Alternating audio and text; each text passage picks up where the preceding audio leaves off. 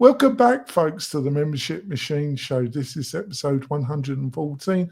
In this episode, we're going to be talking about cold email marketing, how you can build and launch a campaign through cold email marketing. Can it be successful in promoting your membership business, your membership website? In the beginning of 2025, I've got my fantastic co-host. She's feeling a bit better this week. She's been under the weather for the past couple of weeks. Oh, geez, yeah. But she's a trooper. So, Nicole, would you like to introduce yourself to the new listeners and viewers? Sure, yeah. My name's Nicole. I own a company called Technical Support. Have my own marketing company for about 17 years now. This is my 17th year. And mainly work with small businesses and actually lots of people, but mainly small businesses on their online marketing strategy and implementation. Thanks, Nicole. And like I say, in this episode, we're going to be talking about cold email marketing. Can it be effective? What are the key things that you've got to understand? This will be a kind of 101 introduction into the subject. I've done a fair bit of research on this. I think we've got some great information to share with you. But before we go into the meat and potatoes of this great show, I've got a message from one of our major sponsors. We will be back in a few moments, folks. Hi there, e-commerce store owner. At Omnisend, we help more than 100,000 e-commerce customers just like you sell their products. We're an all-in-one email and SMS marketing platform that helps you reach your customers, grow your audience, and increase sales. In fact, our customers have seen incredible results with Omnisend, averaging $72 in revenue for every single dollar spent. And if you ever have a question, our award-winning customer support team is available 24/7 every single day. That's one of the reasons we have more than 6,000 glowing reviews and ratings all across the web. So get started with Omnisend today and start growing your business with better email and SMS marketing.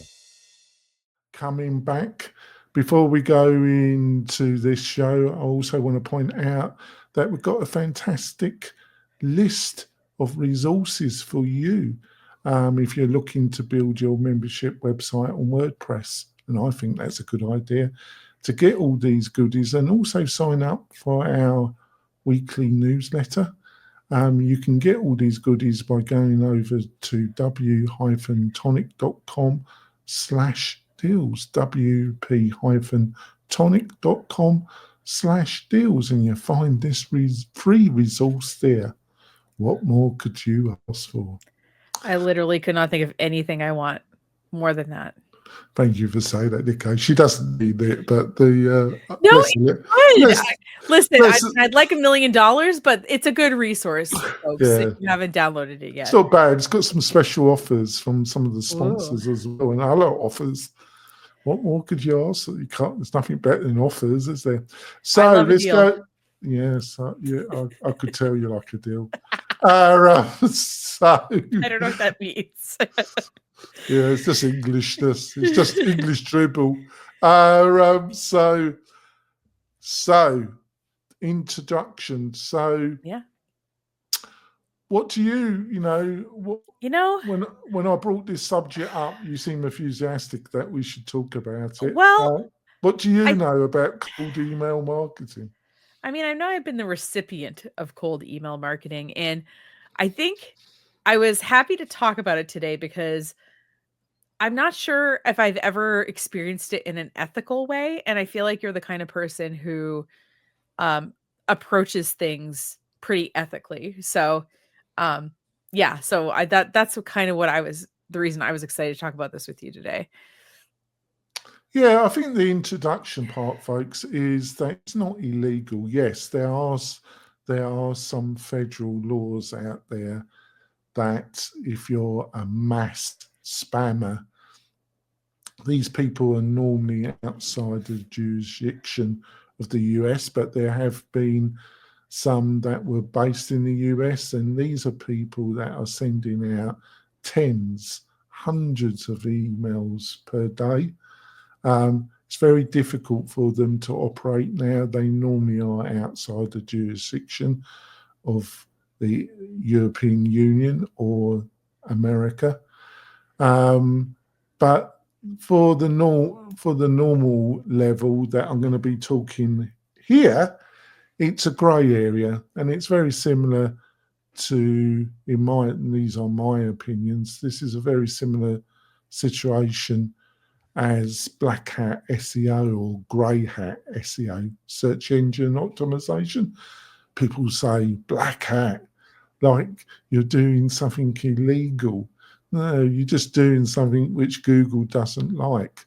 But there's no, you're not breaking any law. If Google finds out, you will probably be highly penalized by Google. That means that your online resources will probably not be found for the next 10 years or whatever arbitrary sanction they put on you. And it's very similar to email marketing. Yes, the ideal thing is for people to sign up for your newsletter or sign up for your lead magnet, what you're offering, and get a double opt-in, i.e. most systems you have to send them an email, say, do you really want to sign up for this lead mate or whatever? And that's the perfect world, but we live in the real world. And if you're trying to grow your membership website in a cost-effective way, cold email marketing is something that you probably should look at. And where a lot of people go wrong is where they get the list and who is their ideal persona, who really is the student, the customer for this course, and who would benefit the most. And if you understand that, you probably then stand a good chance of pitching an offer to that group that they will find interesting. So they probably won't classify it as spam. What do you reckon? Am I deluded? I don't know. I am Jonathan, I'll be honest with you, and this won't shock anybody. I'm kind of a rule follower. So anything that I think would even, that Google wouldn't like, I haven't done. So today I'm open to learning more about this cold email thing. I'll be honest with you. But I think it depends on the approach. But like I said, something that I like about you as a person is you seem to approach things ethically. So well, yeah, it doesn't bother me to get emails. What bothers me and gets emails, and I'm just not interested. And most of them, if they're not set up correctly, end up in my marketing or spam folder anyway. Once a day I check. But let's move forward. Yeah. So everything we're going to discuss is in a way to get around is probably not the right term, but satisfy the guardians, the gods of email. And who are these gods? Who are these invisible gods that control our inboxes? And what emails that get into our inboxes and which emails get into our marketing folder or junk folder, never to be seen again. And every email marketer wants to get into your inbox, not to end up, if you're using Gmail, the web interface, their marketing folder, or if you're using a email app like Outlook, like Apple Mail, there's a number of them, which are apps, programs on your phone or on your desktop, or on your laptop. I use an email app. I use Mail app, bless their hearts, because I'm an Apple person. So you want to get into their inbox, but who says that? Who goes into the junk folder and who goes into the inbox to be read straight away? Well, there's a couple of gateways gateway providers, guardians of the inbox, as I call them. And that's ESPs, email service providers, and SEGSs, that's secure email gateway providers. So what is a ESP? Well, there's kind of two buckets here. There's your true inbox providers. That's Microsoft 365, Outlook, the same. That's all mixed up. It's Yahoo Mail, it's Zoho Mail.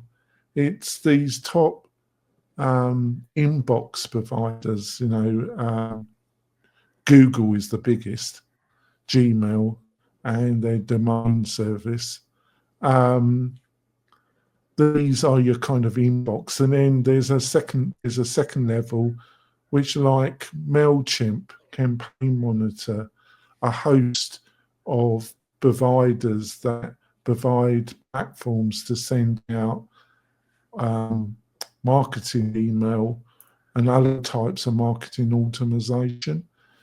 They all these providers are kind of lumped together under the term email service providers. Email is a protocol. It's a agreed communication methodology that if you set up a server and it communicates with another server through a number of protocols that are called email. I'm not going to go into all the nitty gritties of it because you would find it extremely boring. But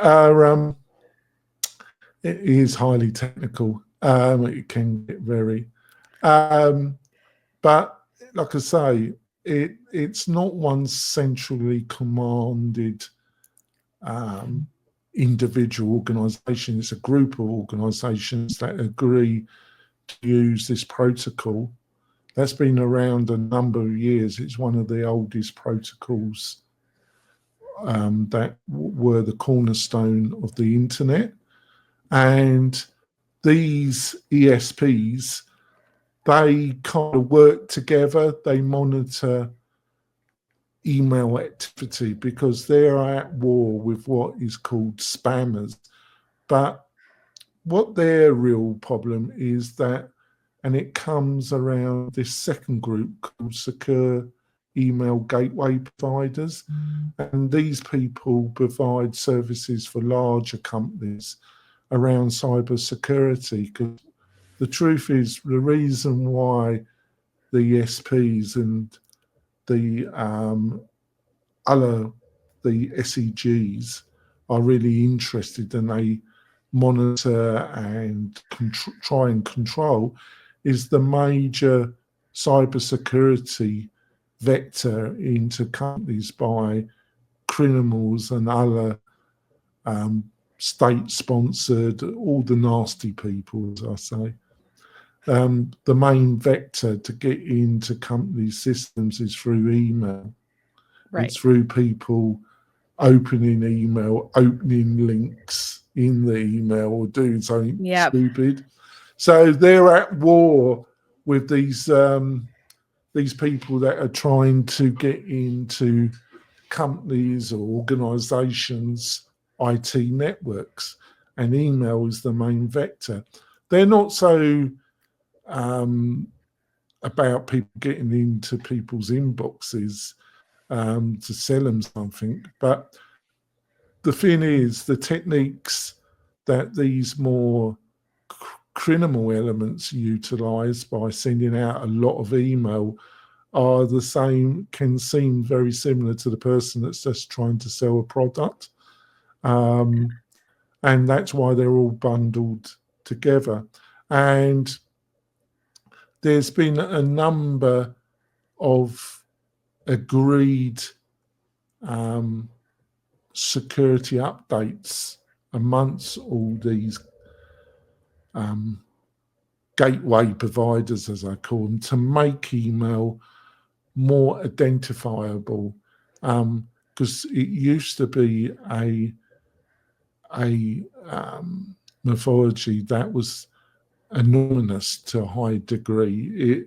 And you could spoof people's email addresses, and Yep. it used to be reasonably, if you had some basic skill, it wasn't that difficult.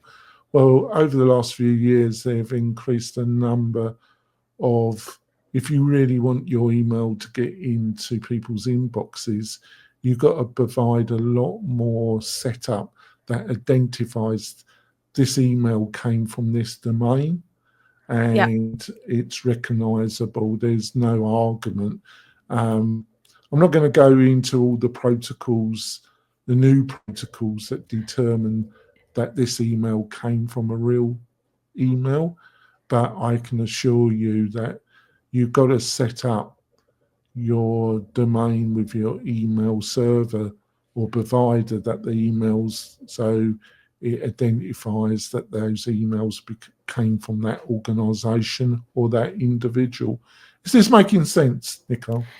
Yeah. So is the difference between a secure email gateway provider and an email service provider, is it just like the scale at which they're providing services, or do some of these secure email gateways offer some of those like services that you're talking about? Like one of the only ones I'm familiar with is DMARC as a protocol to like sort of, Yeah.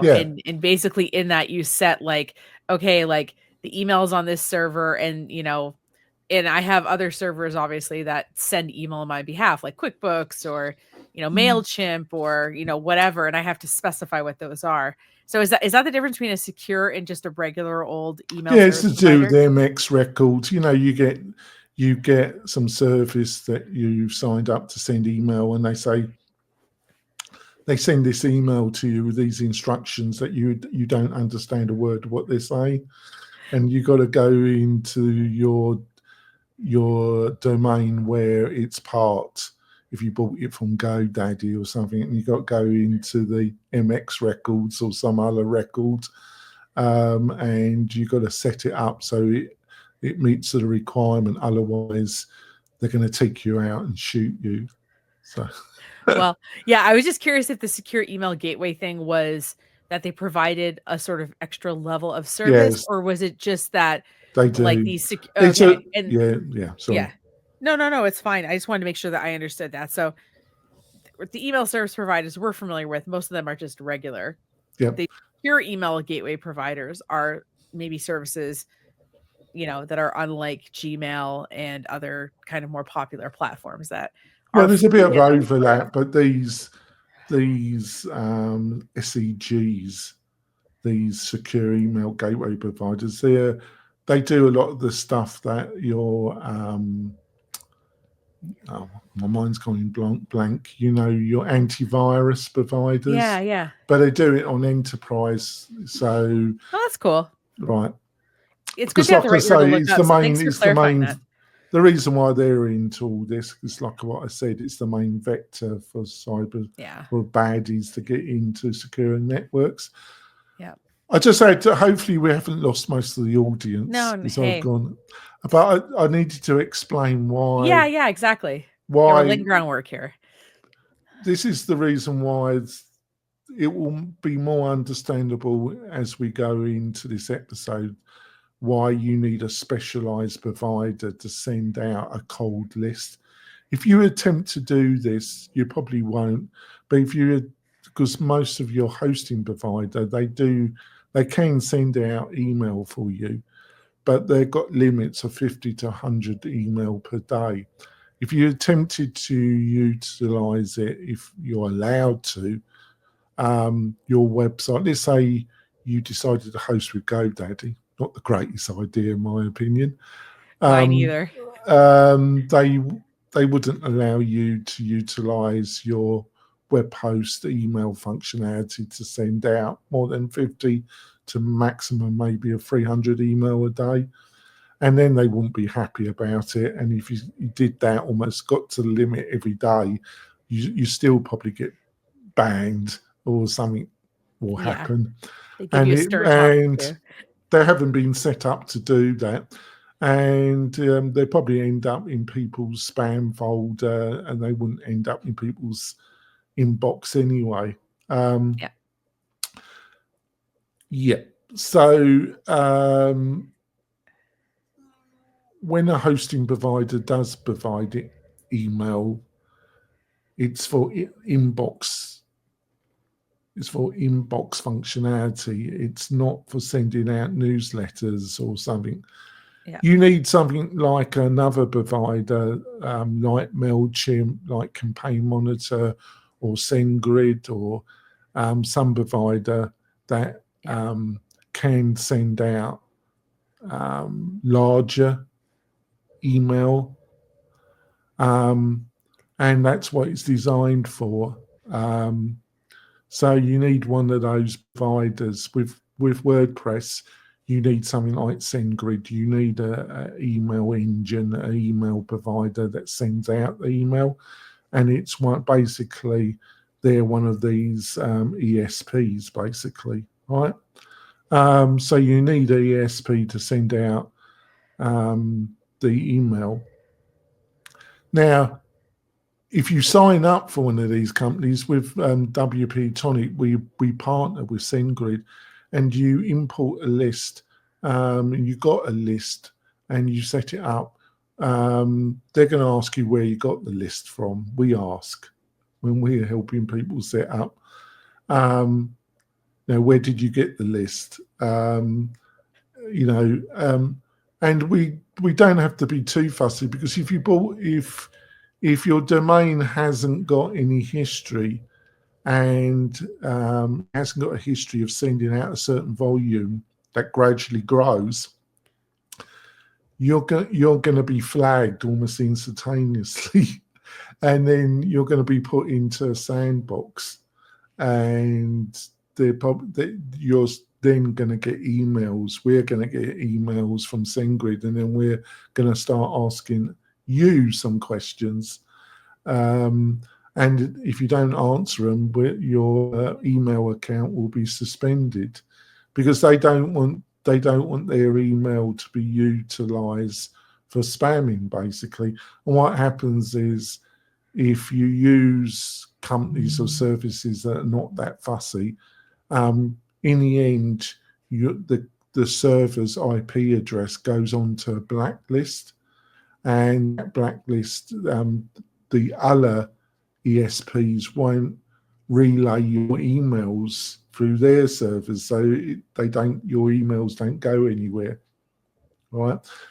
So it's tightly monitored, but you've bought a list. So, but your startup membership business, and you haven't got a lot of people that signed up for your newsletter because you haven't been around that long, and you want to tell the world, a lot more people, about your fantastic course that can solve their real problems.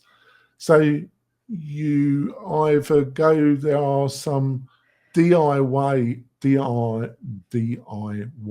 ways of building up your list, or you go and buy a list.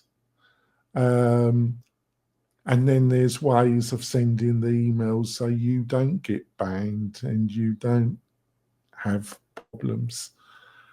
So, but I want to cover, we've got some show notes here, which I shared with Nicole. Yep.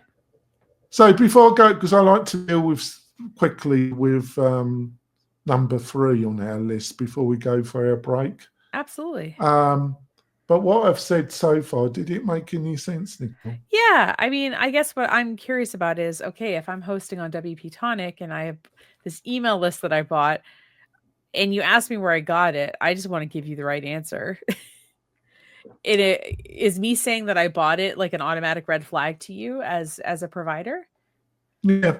Well, if you suddenly you've got someone provider and suddenly we see we're going to get a note from SendGrid that there's a problem, that this person, suddenly, like, they've got a track record from that domain of sending out about 500 email from whoever it is, and then suddenly they come to WP-Tonic and we're using SendGrid, and suddenly they're sending out 10,000 plus. That's probably around the 10,000 isn't going to be much of anything, but yeah, they're going to ask questions. We're going to ask questions because we can't. SendGrid doesn't want its servers being marked as being used for spam. Yeah, and you don't want to send spammers into a service either. Makes sense. Right. Yeah. So if you're going to buy a list, there's some things that you got to understand. And I think you got to really understand who your students are, who your customer profile is, who your persona is, because you want to make an offer that's attractive. So the more you know who your target audience is and who they really are and what their problems are and their needs are, and you have a real clear, razor-sharp understanding who your target audience, the better your cold email marketing is going to be. So the more niche, the more focused, the more the offer, the language, the wording of the offer in the email campaign really resonates with a real niche, a real persona audience, the better this is going to go. And a lot of people miss out on that step and they don't really think enough about it. Because we're going to go through the what you got to do to be successful in using this marketing tactic. But if you don't get these right, I still think you're going to fail. Choosing the right email service provider, well, we're going to cover that in the second half. Having an authentic email profile, well, that's around your domain quality, history of your domain, and how it's, which I'll be covering in the second half. And adding an email signature, it's been shown that having a signature, your name, having a picture of yourself in the signature, having some contact details, it actually it helps with deliverability, because the ESPs, they look at that and it gives signal to them that you're a real person, that it's coming from a legit company. And it also gives more reassurance to the actual target of your campaign. And it kind of makes sense, doesn't it, Nicole? Yeah. I didn't know that about email signatures. That's cool. Right, so I think we're going to go for our meal break. Nicole can go and have some coffee. Hopefully I haven't bored her to tears. No. Me, I love this stuff. Yeah, right. And but we had to go through all this, our beloved audience. But in the second half, I will be going in how on the mechanics and some of the best companies and things you really know to buy a list or build a list, so your cold email campaign can get the fab results that you're looking for. We will be back in a few moments, folks. Tired of hosting providers that can't handle high traffic loads? Conversio is here to help. Our platform can handle any amount of traffic, all without slowing down or crashing. With immediate Slack support, performance optimization, and a team that thrives on resolving technical challenges, your e-commerce business is in safe hands. Learn more about Conversio at conversio.com. This podcast episode is brought to you by Lifter LMS, the leading learning management system solution for WordPress. If you or your client are creating any kind of online course, training-based membership website, or any type of e-learning project, Lifter LMS is the most secure, stable, well-supported solution on the market. Go to lifterlms.com and save 20% at checkout with coupon code podcast20. That's podcast20. Enjoy the rest of your show. So we're coming back. We have had a gorge of information about email marketing, a plethora of pseudonyms and things you need to know. Hope I haven't bored you to death. But before we go into the second half, I'm going to throw it over to Nicole because she's got she wants to tell you about her fab service, Trend to Send, and what it can do for you. So over to you, Nicole. So yeah, if you need a little bit of complement to your email marketing that you're going to be doing, you probably have thought of using social media, and you probably are using it if you're listening to this show because you're that kind of person. And you might be sort of annoyed that the algorithms are now requiring us to make these short videos, and that some of these silly trends that you see go by get thousands and thousands of views.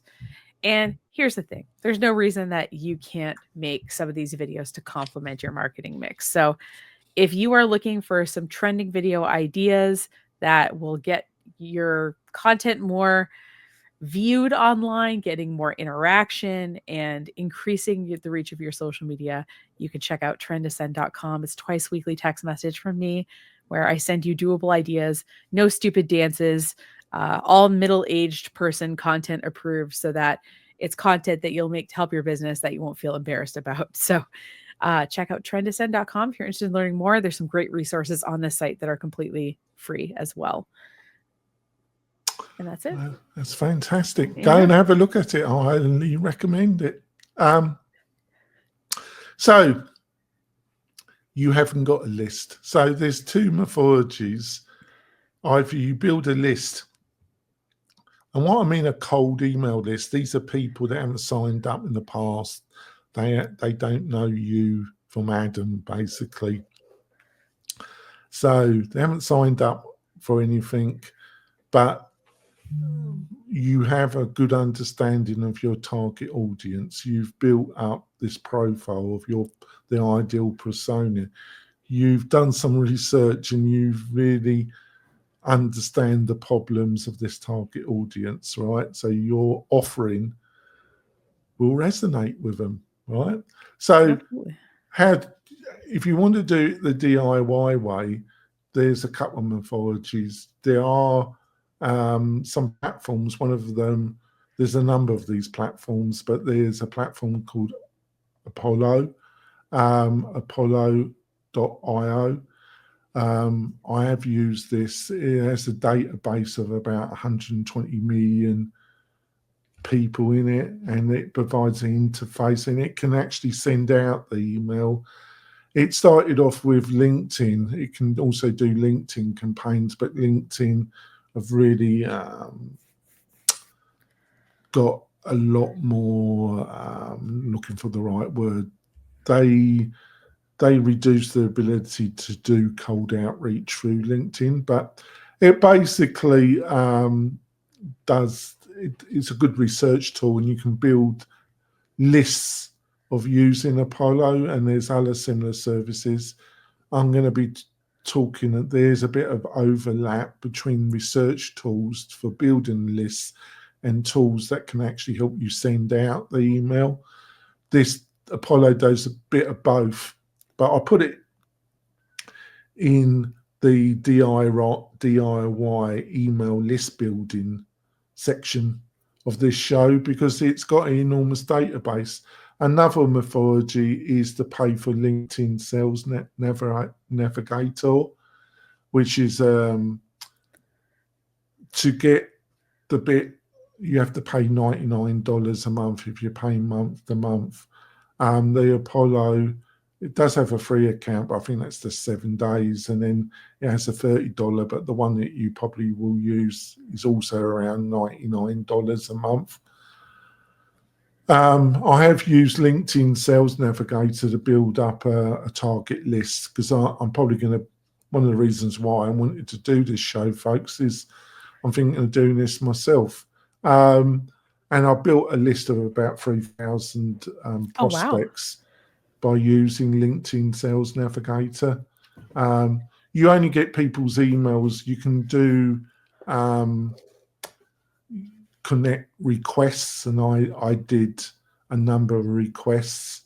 and I got a number of people that accepted my request in my target audience, and I built up about 3,000 of these people. And if they accept your request, you then have access to their email details. Oh, nice.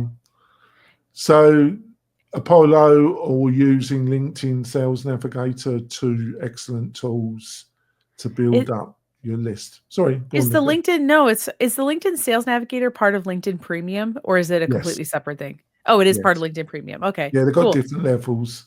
Yeah. Oh, nice. I think it's the second level. They used to do a plan around $30, but they got rid of that. I don't have Premier all the time. I just used it to build up the list, and then nice. then periodically I pay month to month again. Because I don't really, it doesn't really, in my opinion, it depends what you're doing with it. Basically, if you're into B2B and it's high ticket sales, it's probably well worth the money. Yeah, yeah, for sure. Another way of getting your cold list is to go to a data broker. Oh dear. I don't know. That sounds a little sketchy. I'll be honest with you. Yeah, well, everybody's doing it. So everybody knows your business, Nicole. Everybody that I'm sure they do. Yeah, it doesn't worry me because everybody does. There's a number of data brokers. They basically they're just glorified databases, and like Apollo, they have.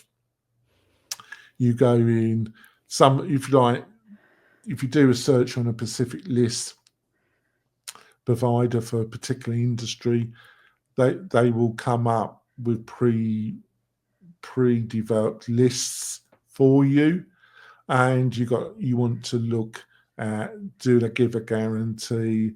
Has it been checked over? Have they checked their list themselves to make sure that all the email are still active, they don't bounce, there's quality checks, do they give a money back guarantee period?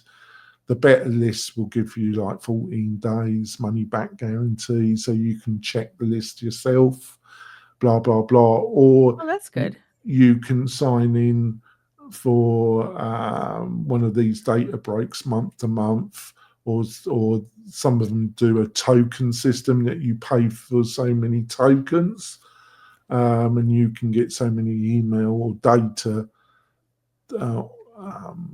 based on your tokens that you bought. And I've listed here CU Finder, Uplead, Rocket Reach are three of the more credible data brokers out there. But like I say, you can buy lists for specific industries, specific types of individuals. And like I say, you need to check what kind of guarantees they provide, blah, blah, blah. Questions, cool. Nicole? No, I mean, that sounds great. Whenever I think about buying list, I always wonder, like, when were these people added to this list? You know what I mean? Like if I would buy a list of, these are small business owners who are admins to Facebook pages or something. I'm like, okay, when were these people added? And I'm guessing that part of the data they give you the names and all that is when they were added to the list or when their email was verified. I'm guessing that's typically a field. Okay, that's great. Makes sense. And it's cool that they have guarantees too, and it's good to know to look out. Well, they're going to be more expensive. Sure. Well, but you get what you normally get what you pay for. Not always, but in this case, sounds like you do. Yes. Right. Now, in the first half of the show, I described who are the email gods, the gateway providers, why it's become more complicated. Because 10, 12 years ago, you could just buy a list and you could just sign up for MailChimp and you probably could just blast to these people or something. It's like Amazon Web Services do a really great email provider. It's one of the most cost-effective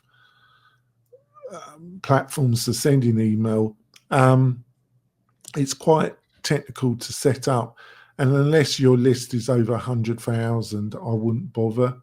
And because they're going to sandbox you for at least 3 months. Now, they are a new breed of can provide you email addresses and also send out the email for you, but they are a new breed and they are different to MailChimp. They are different to Campaign Monitor. They're different from Active Campaign. They have been developed for the purpose of sending out cold email. Now, I mentioned Apollo is one of these, but I kind of put it in the first bucket of data research, and one that I'm probably going to be utilizing myself instantly. You'll be able to get all these links in the show notes. You'll probably be listening to this next week, and all the show notes will be there with all the links on the WP-Tonic website. Instantly, what does it do? Well, it's got 3 sections, and you have to pay extra depending if you want all 3 sections. They have the email sending platform. They have the section that provides email lists, email people depending on your search criteria, and then they have their own CRM, and you can choose if you just want the email sending functionality. If you want the lead, they provide contacts that you can put in to their email sending software. If you want the first 2, it's probably going to cost you between 100 and 140. That's sending out. They do lower price ones, but that price you'd be able to send about 10,000 email per month out. It's a lot. Well, this is the volume. You've got to write a good email, which I'm going to discuss. But this is the kind of volume you're talking about to get this 3 to 5, from 3 to 2% of people that raise their hands. I reply to your email and say, I'm interested. I like what you're offering. Can we chat some more? Or you're taking them to a landing page, or you got some special offer, and they're signing up for your course. Right. So I've got 3 here instantly. Woodpecker, I have the name Woodpecker, and a name that I can't pronounce. I was hoping Nicole might help me. Was it Synovio? Synovio. Struggling with that one, Nicole. Yeah. But what do they do? Well, it's all around. So if you're going to send out cold email, do not use your normal domain. So if I was doing an cold email campaign, I would not use my domain, w-tonic.com. Yeah. I would buy another domain, and then what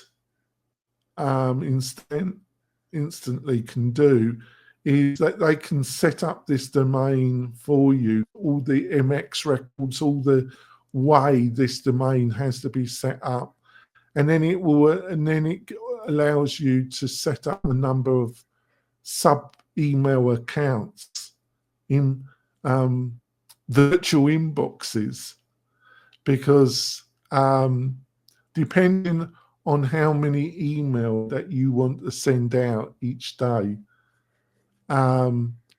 most gateway providers, they if they see inbox sending more than 30 or 50 email per day, they get it starts.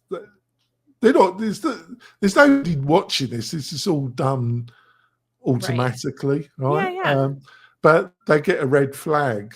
So what instantly does, if you were doing this in the manually, you would buy a domain. You have to warm up the domain. Okay. That takes about 3 months. Right, you can't just buy a domain and just, well, you can, but Yeah, I mean, you can, but it's not gonna. I was wondering how that would go. Yeah. So you got to buy a domain, and then the interface, and it's a very slick interface. Instantly has. They charge you. They charge you to set up all these sub email accounts with their own inboxes, and then they gradually warm up the domain. They send out a few email, and it gradually increases. And they've got their own internal network. So the email do go to somewhere, and it's not at bouncing. So they gradually warm up the domain. And then depending on how many email you want to send out each day, there'll be a limit of 30 to 50 email per inbox that they have set up for you. Will determine how many of these accounts that you need to set up with them to reach, if you're looking to send out 1,000, 5,000, 10,000, 100,000 email. And by doing all this, it goes into people's inboxes, and instead of ending up in the junk folder or ending up in the marketing folder, it really does end up in, and they give you all the analytical data, and you can see how many are being opened, and they keep the bounce rate down, and they also mimic in the warm-up process that the email are being opened, right? So it does a lot of stuff that you would have to hire a contractor to do and pay them gobs of money to do all this. And there were people, I have subcontractors that are consultants for WP-Tonic, and they knew how to do all this, but we hired them because we had some large clients that had bought email lists, and they weren't exactly cold. They had signed up for previous products, but they were a large list that hadn't been actively warmed up for a period of time, and they were concerned that they were going to get flagged because they're going to have a high bounce rate. So we had to do email cleansing, and there's a number of tools that we can send a certain number of email, a percentage to inbox, and see how many are still opened. And there's a number of things we did with a number of large clients.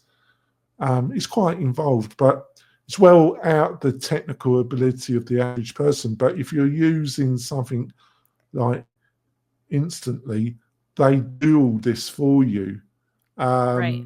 And if you don't use one of these services, Nicole, you're just going to be flagged up, and your email you're going to end up on an IP blacklist, and your email will just end up in people's spam folders anyway. So if you're going to buy a list or build a DIY list of cold email, but targeted to, and give them a real good offer, I feel you've got to use one of these services that I've talked about, Nicole. Well, that makes sense. Now, from a sort of branding perspective, I know I have to use a different domain than my domain, but would you recommend, so like for you, would you recommend, like, would you buy like getwptonic.com? Would you get a domain that's similar Yeah, to your business name so that like there starts to kind be of. that brand recognition. Yeah, you're on Yeah. the right track. But yeah, but depending on how money, but don't get too sentimental with it and don't spend too much money, because after a few months, you're probably going to have to use another one. Depends on if you're going to, if you get enough response, because this is for lead generation, probably with a Right. membership. When you to launch your membership website, see, I'm looking at you doing this to launch your membership, to get that. Now you've done your soft launch, you've done your what we recommend, your half a dozen to a dozen. You sorted out that's the call solver problem. You got feedback. You've done a proper soft launch, right? Yeah. And then you really worked out your landing page, your offer. You're probably a good idea to offer a discount in using cold email, and you're looking to get to get that first 500, to get that 1,000, and you want to do it in a cost-effective way. I think it's well worth looking at cold email outreach. Yeah. To get that ball really roll, get the fin turning, basically. So I have kind of a question about, so it sounds like it takes time to warm up the domain, like a couple of months, 2-3 months, and then you start sending emails, and then you said at some point you're going to have to change your domain. So am I going to have to go through that warming up process? Like, Well, it's once it's kind of, warmed up, can I do it for a few months and then I'll have to like go through that process again of well, it warming up and depends then if you want to use this to get another batch of people in, doesn't it? Yeah. But hopefully you're doing all the other things that we've discussed in this podcast, that, and you're getting enough income that you might look at paid advertising or a mixture. But, and if you haven't got the budget, this is going to be a much more cost-effective methodology of getting the wheel turning. Yeah. Because the problem with a lot of podcasts around membership, around building courses, Nicole, and it's the purpose of this podcast, Nicole, Right. is they don't actually tell anybody how they're going to market the bloody course. Yeah. They tell you how to build it, and Yeah. All right. Or they talk, there's a lot of funnel, but they don't actually tell anybody how. So, and it does depend how much email you're sending about having to get another domain. Yeah. If you do an initial launch but a lot of people that are doing this, they're into B2B, or they're churning out like 10,000 email month after month after month. And it just really does depend on the opening rate, and do they get complaints? Do they get flagged as a spammer or not? But these platforms like Instantly, they really do help in reducing that your emails are going to be classified as spam automatically. And if you do a nice signature and you've really worked out who the persona is. Look, I don't see, other people have really get very heated about this, but I get, if the email is got some interest in me and it's offering me a good deal, and am I that bothered? I never heard from them before. Be truthful, I'm not. But that's my view. What's your view about it? I mean, I just get a lot of email, and what I guess what I really hate is like the presumption, which is more like a copy issue, right, than actually getting the email. It's like, oh, you must have a really hard time like closing, getting, you must need an appointment setter or something. And I'm like, how do you know what I need? We've never talked before, but I don't know. I just find when someone assumes a certain problem, I find it a bit presumptuous, but yeah. Like I said, if something's good, I don't really, I'm open to it. Well, it does work. If cold email didn't work, folks, they wouldn't do it. People wouldn't do it, because the reason why they do it, folks, is it works. But the copy, you do not want to send long-winded email to in the cold. It wants to be to the point. Actually, changes of the tagline and personalization is really important. you know, and instantly has a very well, it's got a very nice interface, and it's got functionality that really helps. And another factor is that the gateway providers, if they see a load of email with the same tagline, the same in the email tagline, if they see the same wording going out to 10,000, their technology using artificial intelligence will flag you. What instantly does it takes a certain percentage and changes the tagline so it doesn't trigger. Right. So, and they provide a lot of, they've got actually a very good YouTube channel, folks, and they provide a lot of educational material. And this is the Instantly people that you're talking about? Yeah, they've done a really great job on it, on the education front. And but the others are good as well. But I'm not getting any affiliate income by saying that. I'm just saying it because they're the people that I'm probably going to be using for my own campaign. So I've gone through the basics here. No, be honest. I know you will. Nicole doesn't care. She just tells me. What do you think? Do you think I've done a because I get a feeling that you might want to shower after this episode because no, honestly, I feel less gross about it than I thought I was going to. I think it kind of like some of this makes sense, and I've had various products that haven't got a lot of traction, and I don't think it's because they're bad, but I am like, okay, like this is an avenue I haven't previously considered, but I like the idea that it's kind of off the domain, and there would be like a sort of way to sort of try it at maybe a smaller scale before, you know, and kind of seeing, like you said, the interaction and things that you get. I think that all kind of makes sense to me.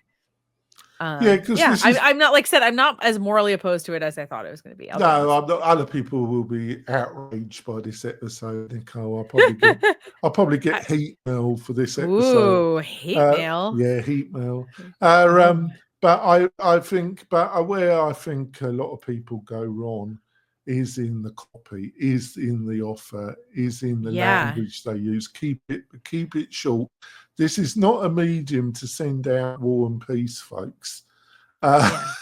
Nobody's got the time, but if it's targeted to the right audience and the offer is worded and is good value, I think you can get results with this because like I say, if people weren't getting results from this, folks, they wouldn't keep on doing it. It's as simple as that. True. Right. So, Nico, what's the best way for people to find out more about you and what you're up to? Yeah. So if you go to technicalsupport.com or technical support on most social media platforms, you'll see me there. And if you want to support the show, why don't you think about joining the Membership Machine Show's Facebook group? Let's put that into Facebook. It's totally free. It's a mixture of people like you trying to build their business, plus WordPress professionals and marketers. It's a great group. Love to see you there. If you've got any questions, that's the best place to put. And I always attempt to answer any question that's put in the group personally myself. Nice. We will see you next week with another great show to help you build your membership business in 2025. We'll see you soon, folks. Bye.